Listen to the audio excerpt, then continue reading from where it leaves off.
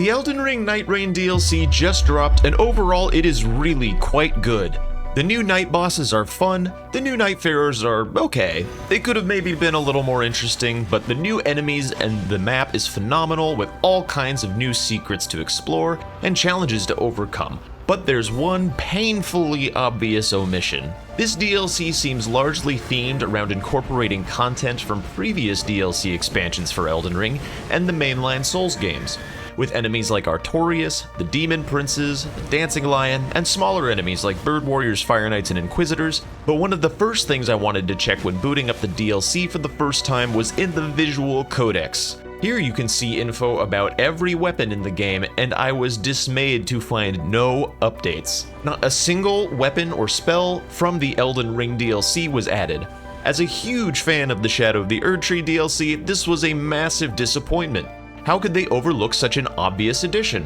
Where are they? Well, I thought about it, and the reasoning actually makes a lot of sense. If I were a gambling man, I'd say there's a very high likelihood that a host of DLC weapons and spells are going to be coming in a free update to all players. The way random loot works in games would make it kind of a pain for the developers to have to segregate this content between DLC owners and non-DLC owners. Since loot can be shared, you can't just drop a DLC weapon for someone who owns it when someone in their party might not. So rather than add an additional separation between the two player bases, I think they're going to add these weapons for everyone sometime soon.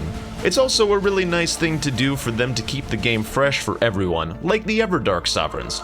Those could have been paid, but in order to keep a live service game healthy, you have to split up your paid and free content. So look for an update in the near future which adds some of the most exciting weapons in Elden Ring, like backhand blades and great katanas, but also remember how FromSoft revisited some items from the base game that were kind of misses in base Elden Ring and made them much more satisfying to use, namely the legendary armaments? I could see something similar happening for the thrown weapons in the DLC, which were very cool but had a few issues like aggressive damage falloff or insane stamina use. So what would you like to see added and improved from Shadow of the Erdtree? Let me know in the comments below, and I'll catch you in the next video.